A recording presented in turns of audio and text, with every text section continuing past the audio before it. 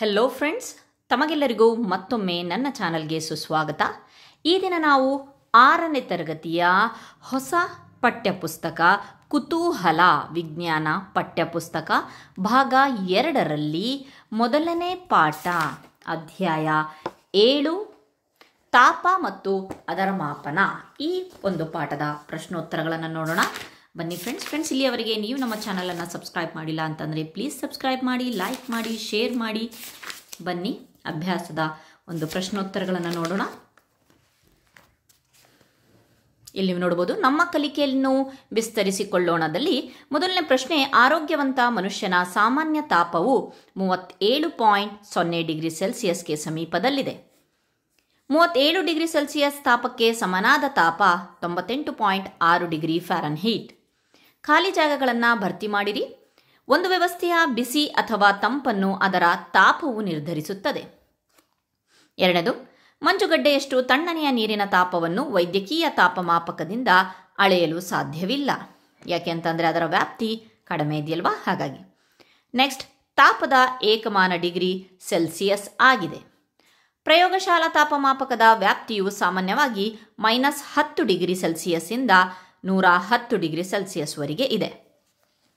Okay, next ಪ್ರಶ್ನೆ, ಚಿತ್ರ 7.6ರಲ್ಲಿ ತೋರಿಸಿರುವಂತೆ ನೀರಿನ ತಾಪವನ್ನು ಅಳೆಯಲು 4 ವಿದ್ಯಾರ್ಥಿಗಳು ಪ್ರಯೋಗಶಾಲಾ ತಾಪಮಾಪಕವನ್ನು ಬಳಸಿದರು. ವಿದ್ಯಾರ್ಥಿ 2 ಇದು ಸರಿಯಾದ ಉತ್ತರ. ಕೆಳಗೆ ಬರೆಯಲಾದ ತಾಪಕ್ಕೆ ಅನುಗುಣವಾಗಿ ತಾಪಮಾಪಕಗಳ ರೇಖಾಚಿತ್ರಗಳ ಮೇಲೆ ಕೆಂಪು ಸ್ತಂಭವನ್ನು ತೋರಿಸಲು ಬಣ್ಣ ಹಾಕಿರಿ. ನಾನಿಲ್ಲಿ ಮಾಡಿದ್ದೀನಿ, ಇಲ್ಲಿವರೆಗಿತ್ತು ಲೈನು, ಸೊ ಇದನ್ನು 14 ಡಿಗ್ರಿವರೆಗೆ ತಗೊಳ್ಳಿ. ನೆಕ್ಸ್ಟ್, ಇದು ಸಹ ಇಲ್ಲಿವರೆಗಿತ್ತು, ಅದನ್ನು 17 ಡಿಗ್ರಿವರೆಗೆ ಎಣಿಸ್ಕೊಂಡು ತಗೊಬೇಕು. ನೆಕ್ಸ್ಟ್, 3ನೇ ಚಿತ್ರದಲ್ಲಿ 7.5 ಡಿಗ್ರಿ ಸೆಲ್ಸಿಯಸ್ವರೆಗೆ. ಓಕೆ, ಸೊ ನೆಕ್ಸ್ಟ್ ಪ್ರಶ್ನೆ ನೋಡೋಣ. ಚಿತ್ರ 7.8ರಲ್ಲಿ ತೋರಿಸಿರುವಂತೆ ತಾಪಮಾಪಕದ ಭಾಗವನ್ನು ಗಮನಿಸಿ. ಈ ಕೆಳಗಿನ ಪ್ರಶ್ನೆಗಳಿಗೆ ಉತ್ತರಿಸಿ. ಇದು ಯಾವ ರೀತಿಯ ತಾಪಮಾಪಕ? ಇದು ಪ್ರಯೋಗಶಾಲಾ ತಾಪಮಾಪಕ. ಈ ತಾಪಮಾಪಕದಲ್ಲಿನ ತಾಪದ ಅಳತೆ ಎಷ್ಟು ಅಂತಂದರೆ ಇಲ್ಲಿ 26 ಡಿಗ್ರಿ ಸೆಲ್ಸಿಯಸ್ ಅನ್ನೋದು ತೋರಿಸ್ತಾ ಇದೆ. ಈ ತಾಪಮಾಪಕ ಅಳೆಯಬಹುದಾದ ಅತ್ಯಂತ ಚಿಕ್ಕ ಮೌಲ್ಯ ಯಾವುದು? -10 ಡಿಗ್ರಿ ಸೆಲ್ಸಿಯಸ್. ಓಕೆ, ನೆಕ್ಸ್ಟ್, ಅದಾದಮೇಲೆ ನಮ್ಮ ದೇಹದ ಉಷ್ಣತೆಯನ್ನು ಅಳೆಯಲು ಪ್ರಯೋಗಶಾಲಾ ತಾಪಮಾಪಕವನ್ನು ಬಳಸಲಾಗುವುದಿಲ್ಲ. ಇದಕ್ಕೆ ಕಾರಣವನ್ನು ಬರೆಯಿರಿ ಅಂತ ಹೇಳಿಬಿಟ್ಟು ಕೊಟ್ಟಿದ್ದಾರೆ. ಸೊ ಇದಕ್ಕೆ ಕಾರಣವನ್ನು ನೋಡಿ. ಸೊ ಪ್ರಶ್ನೆ ಕರೆಕ್ಟಾಗಿ ಮತ್ತೊಂದ್ಸಲಿ ಹೇಳ್ತೀನಿ. ನಮ್ಮ ದೇಹದ ಉಷ್ಣತೆಯನ್ನು ಅಳೆಯಲು ಪ್ರಯೋಗಶಾಲಾ ತಾಪಮಾಪಕವನ್ನು ಬಳಸಲಾಗುವುದಿಲ್ಲ, ವೈದ್ಯಕೀಯ ತಾಪಮಾಪಕವನ್ನಷ್ಟೇ ಬಳಸ್ತಾರೆ. ಇದಕ್ಕೆ ಕಾರಣವನ್ನು ಕೊಡಿ.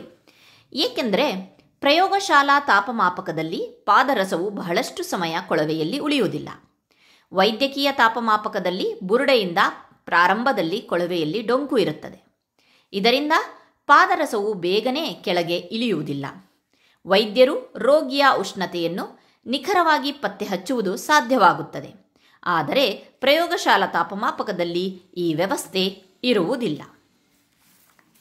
ನೆಕ್ಸ್ಟ್ ಪ್ರಶ್ನೆ, ಅನಾರೋಗ್ಯದಿಂದ ವೈಷ್ಣವಿಯು ಶಾಲೆಗೆ ಹೋಗಿಲ್ಲ. ಹಾಗಾಗ್ಬಿಟ್ಟು ಇಲ್ಲಿ ಒಂದು ಕೋಷ್ಟಕದಲ್ಲಿ ಅವಳ ದೇಹದ ತಾಪಮಾಪದ ದಾಖಲೆಯನ್ನು ಇಟ್ಕೊಂಡಿದ್ದಾರೆ 3 ದಿನದ. ಹಾಗಾಗ್ಬಿಟ್ಟು ಅದಕ್ಕೆ ಇಲ್ಲಿ ನೀವು ದಾಖಲಿಸಿದ ತಾಪ ನೋಡಬಹುದು. ನೆಕ್ಸ್ಟು ಇಲ್ಲಿ ದಿನಗಳು ನೋಡಬಹುದು, ಯಾವ್ಯಾವ ಟೈಮಿಂಗ್ಸನ್ನು ನೋಡಬಹುದು ಈ ಕೋಷ್ಟಕದಲ್ಲಿ. ಅದಕ್ಕೆ ಸಂಬಂಧಿಸಿದಂತೆ ಇಲ್ಲಿ 3 ಪ್ರಶ್ನೆಗಳಿದೆ. ಸೊ ಮೊದಲನೇ ಪ್ರಶ್ನೆ, ವೈಷ್ಣವಿಯ ದಾಖಲಾದ ಅತಿ ಹೆಚ್ಚು ತಾಪ ಯಾವುದು? 40 ಡಿಗ್ರಿ ಸೆಲ್ಸಿಯಸ್. ವೈಷ್ಣವಿಯ ಗರಿಷ್ಠ ತಾಪವು ಯಾವ ದಿನ ಮತ್ತು ಯಾವ ಸಮಯದಲ್ಲಿ ದಾಖಲಾಗಿದೆ? ಗರಿಷ್ಠ ತಾಪ ಅಂತ ಅಂದರೆ 40 ಡಿಗ್ರಿ ಸೆಲ್ಸಿಯಸ್ ಅಲ್ವಾ. ಸೊ 1ನೆಯ ದಿನ 7 ಗಂಟೆ, ಸಂಜೆ 7 ಗಂಟೆಗೆ, 1ನೆಯ ದಿನ ಸಂಜೆ 7 ಗಂಟೆಗೆ. ನೆಕ್ಸ್ಟ್ ಪ್ರಶ್ನೆ, ಯಾವ ದಿನದಂದು ವೈಷ್ಣವಿಯ ತಾಪವು ಸಾಮಾನ್ಯ ಸ್ಥಿತಿಗೆ ಮರಳಿದೆ? ಅಂದರೆ ವಾಪಸ್ ಯಾವ ಒಂದು ದಿನದಲ್ಲಿ ವೈಷ್ಣವಿಯ ತಾಪ ಸಾಮಾನ್ಯ ಸ್ಥಿತಿಗೆ ಬಂದಿದೆ, ಅಂದರೆ 37 ಡಿಗ್ರಿ ಯಾವಾಗ ಬಂದಿದೆ ಅಂತ ಅಂದರೆ ಇಲ್ಲಿ ನೋಡಬಹುದು. 3ನೆಯ ದಿನ ವೈಷ್ಣವಿಯ ತಾಪವು ಸಾಮಾನ್ಯ ಸ್ಥಿತಿಗೆ ಬಂದಿದೆ, 37 ಡಿಗ್ರಿಗೆ ಬಂದಿದೆ ಅಂತ ಹೇಳಿ.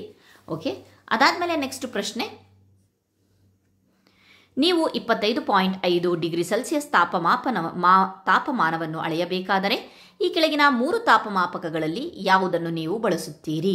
ಇಲ್ಲಿ 3 ತಾಪಮಾಪಕವನ್ನು ಕೊಟ್ಟಿದ್ದಾರೆ, ತಾಪಮಾನವನ್ನು ಕೊಟ್ಟಿದ್ದಾರೆ. ಸೊ ತಾಪಮಾಪಕಗಳು ಯಾವುದಪ್ಪ ಅಂತಂದರೆ ಬಿ. ಓಕೆ, ನೆಕ್ಸ್ಟ್, ಚಿತ್ರ 7.10 ರಲ್ಲಿ ತಾಪಮಾಪಕದಲ್ಲಿ ತೋರಿಸಲಾದ ತಾಪಮಾನ ಯಾವುದು? ಇಲ್ಲಿ ತಾಪಮಾನವನ್ನು ನಾವು ಕಂಡುಹಿಡಿದು ಬರಬೇಕು. 27.5 ಡಿಗ್ರಿ ಸೆಲ್ಸಿಯಸ್.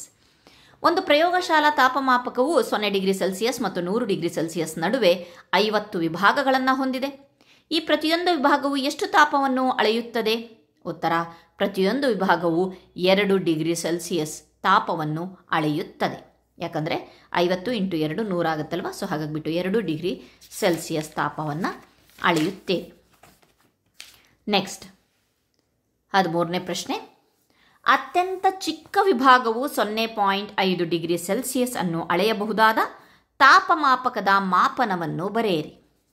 ನೀವು 10 ಡಿಗ್ರಿ ಸೆಲ್ಸಿಯಸ್ ಮತ್ತು 20 ಡಿಗ್ರಿ ಸೆಲ್ಸಿಯಸ್ ನಡುವಿನ ಭಾಗವನ್ನು ಮಾತ್ರ ಬರೆಯಬಹುದು.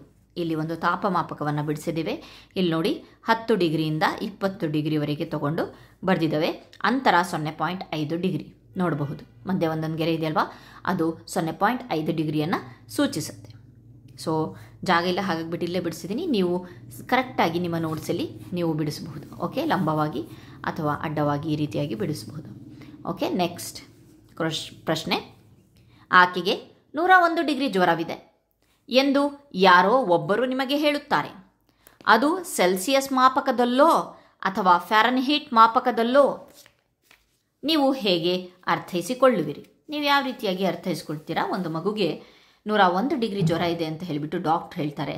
ಆವಾಗ ಅದು ಅವರು ಸೆಲ್ಸಿಯಸ್ಸಲ್ಲಿ ಹೇಳ್ತಾ ಇದ್ದಾರೋ ಅಥವಾ ಫ್ಯಾರನ್ಹೀಟಲ್ಲಿ ಹೇಳ್ತಾ ಇದ್ದಾರೋ ಅನ್ನೋದನ್ನು ನೀವು ಯಾವ ರೀತಿಯಾಗಿ ಅದನ್ನು ಅರ್ಥೈಸ್ಕೊಳ್ತೀರಾ ಅಂತ ಇದೆ. 101 ಡಿಗ್ರಿ ಜ್ವರ ಇದೆ ಎಂದು ಫ್ಯಾರನ್ಹೀಟ್ ಮಾಪನದಲ್ಲಿ ಹೇಳಿದ್ದಾರೆ. ಯಾಕೆ ಅಂತಂದರೆ ಮಾನವನ ದೇಹದ ಸಾಮಾನ್ಯ ಉಷ್ಣತೆ 37 ಡಿಗ್ರಿ ಸೆಲ್ಸಿಯಸ್ ಆಗಿದೆ, ನಮಗೆಲ್ಲರಿಗೂ ಗೊತ್ತು. ಇದಕ್ಕೆ ಸಮಾನವಾಗಿ ಫ್ಯಾರನ್ಹೀಟ್ ಮಾಪಕದಲ್ಲಿ 98.6 ಡಿಗ್ರಿ ಫ್ಯಾರನ್ಹೀಟ್ ಆಗಿರುತ್ತದೆ. ಇದರ ಪ್ರಕಾರ 101 ಡಿಗ್ರಿ ಫ್ಯಾರನ್ಹೀಟ್ ಅಂತ ಅಂದರೆ ಸೆಲ್ಸಿಯಸ್ ಮಾಪಕದಲ್ಲಿ 39.4 ಡಿಗ್ರಿ ಜ್ವರವಿದೆ ಅಂತ ಹೇಳಿ. ಆರೋಗ್ಯವಂತ ಮಾನವನ ಒಂದು ದೇಹದ ಉಷ್ಣತೆ 37 ಡಿಗ್ರಿ ಇರುತ್ತಲ್ವ. ಸೊ ಜ್ವರ ಬಂದಿದೆ ಅಂತ ಅಂದರೆ ಸ್ವಲ್ಪ ಹೆಚ್ಚಾಗಿರುತ್ತೆ, ಅದು 39 ಡಿಗ್ರಿ ಅಂತ. ಹಾಗಾಗಿಬಿಟ್ಟು 101 ಡಿಗ್ರಿ ಇದೆ ಅಂತ ಅಂದರೆ ನಾವು ಸೆಲ್ಸಿಯಸ್ಸಲ್ಲಂತೂ ಹೇಳೋಕ್ಕಾಗಲ್ಲ. ಸೆಲ್ಸಿಯಸ್ಸಲ್ಲಿ 39.4 ಆಗುತ್ತೆ. 37 ಜ್ವರ ಬಂದಾಗ 101 ಹೌದಲ್ವಾ? ಸೊ 39.4 ಅನ್ನೋದು ಸೆಲ್ಸಿಯಸ್ಸಲ್ಲಾದರೆ ಈ ಒಂದು 101 ಅನ್ನೋದು 98.6ಕ್ಕೆ ಹತ್ತಿರವಾಗಿದೆ. 98.6 ಸಾಮಾನ್ಯವಾದ ಒಂದು ಉಷ್ಣತೆ, ಅದಕ್ಕೆ ಜ್ವರ ಬಂದಾಗ 101 ಅನ್ನೋದು ಅದು ಫ್ಯಾರನ್ಹೀಟಲ್ಲಿ ತಿಳಿಸ್ತಾ ಇದೆ ಅನ್ನೋದು ಇದು ಸರಿಯಾದ ಉತ್ತರ. ಸೊ ಇಲ್ಲಿಯವರೆಗೆ ನಾವು 6ನೇ ತರಗತಿಯ ತಾಪ ಮತ್ತು ಅದರ ಮಾಪನ ಈ ಒಂದು ಪಾಠದ ಪ್ರಶ್ನೋತ್ತರಗಳನ್ನು ನೋಡಿದ್ವಿ. Thank you friends. ಇಲ್ಲಿಯವರೆಗೆ ಚಾನಲನ್ನು ಸಬ್ಸ್ಕ್ರೈಬ್ ಮಾಡಿಲ್ಲ ಅಂತಂದರೆ ಪ್ಲೀಸ್ ಸಬ್ಸ್ಕ್ರೈಬ್ ಮಾಡಿ. Thank you so much.